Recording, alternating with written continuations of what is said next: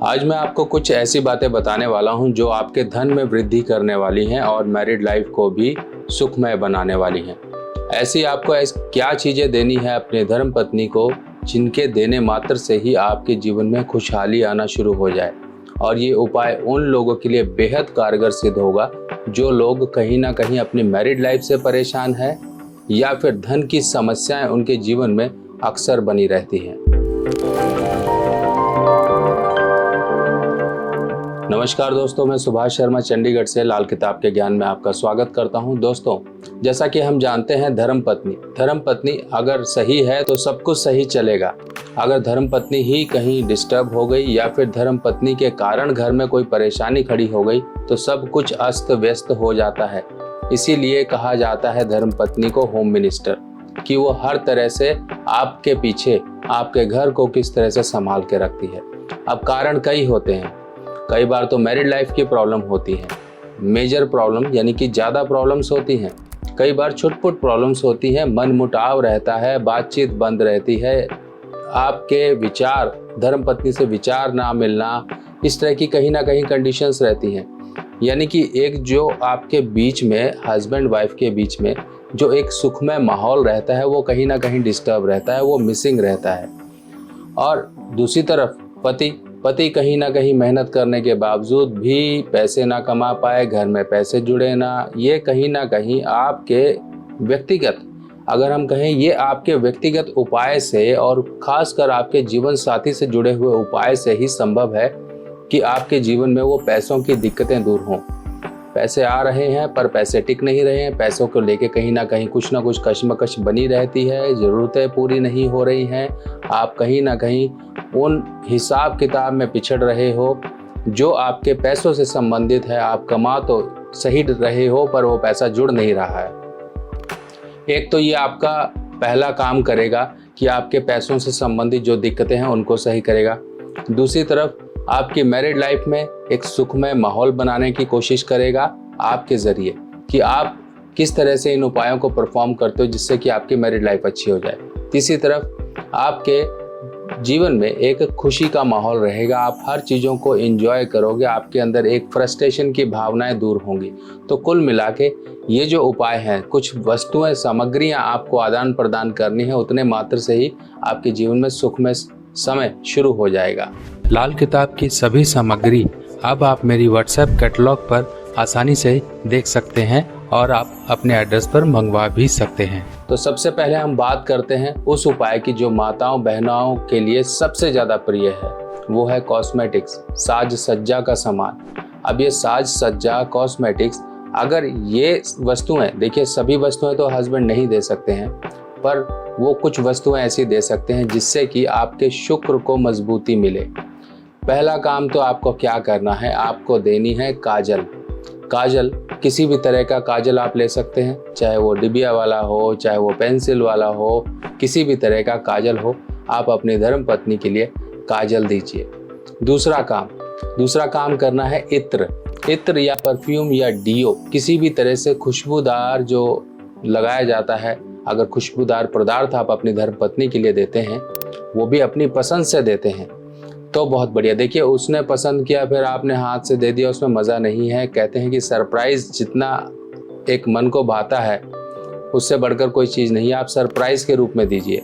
एक तो आपके बीच में जो कम्युनिकेशन गैप क्रिएट हो चुका है, दोनों के दोनों सींग निकाल कर घूमते रहते हो, वो थोड़ी सी एक केयरिंग की भावना जागृत होगी। आपकी धर्म पत्नी पूरा दिन आपके लिए, परिवार के लिए काम करती है, अगर थोड़ा सा एक क्षण भी आप उसके लिए कुछ कर दोगे तो आप समझिए कि आप उसके दिल में कितनी जगह बना सकते हो। पुरुष में और महिला में फ़र्क है, सोच में फ़र्क है। और सोच, अगर हम महिला की बात करें तो महिला माँ समान है, महिला एक भूमि है, ऐसी भूमि जो उपजाऊ भूमि होती है, जिससे कि पूरे परिवार, पूरे कुल का भरण पोषण होता है। पुरुष एक बैल के समान है, बैल के समान वो बाहर मेहनत करता है, अपने परिवार के लिए रोजी रोटी का जुगाड़ करता है।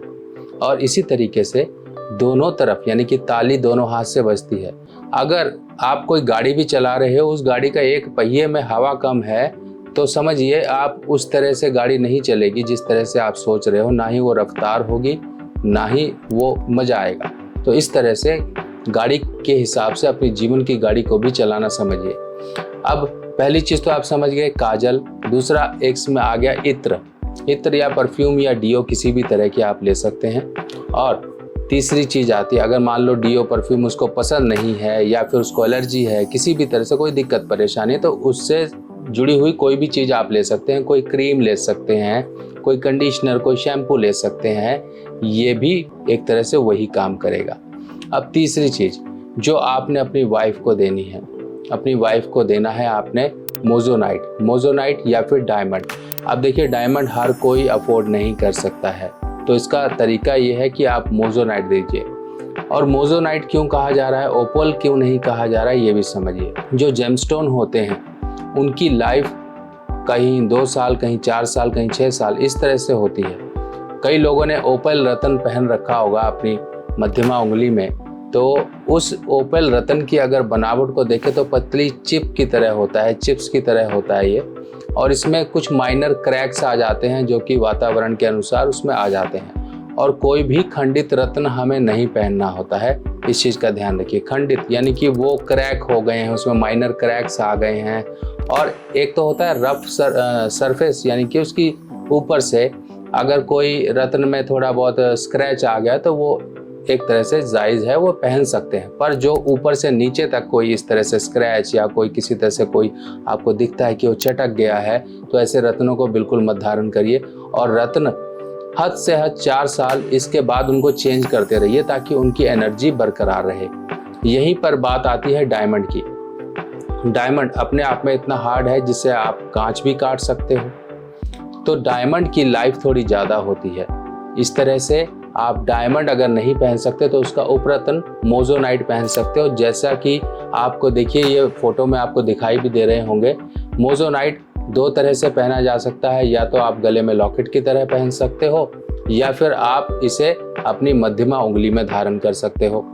मध्यमा उंगली में धारण करेंगे। अब हस्बैंड वाइफ एक दूसरे को दे, यहाँ पर ये बात आ जाती है कि हस्बैंड ये नहीं कि खुद से लिया और खुद से पहन लिया, नहीं।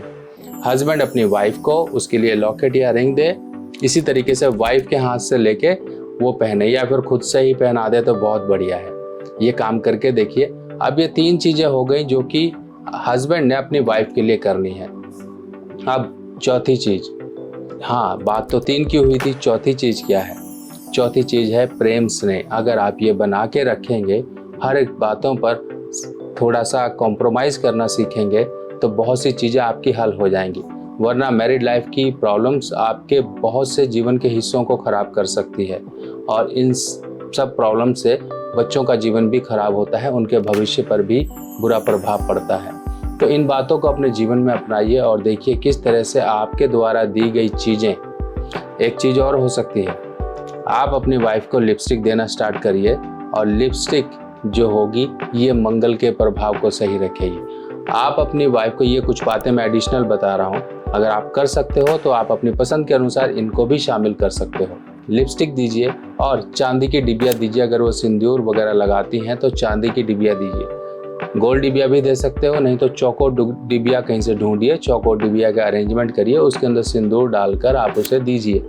और इस तरह से आपके प्रेम स्नेह बना रहेगा, आपके वैवाहिक जीवन अच्छा रहेगा, और वाइफ के द्वारा किए गए उपायों से घर में सुख शांति और धन की वृद्धि होगी। मैरिड लाइफ अच्छी रहेगी, हस्बैंड के जीवन में कहीं पर भी संघर्ष नहीं आएगा।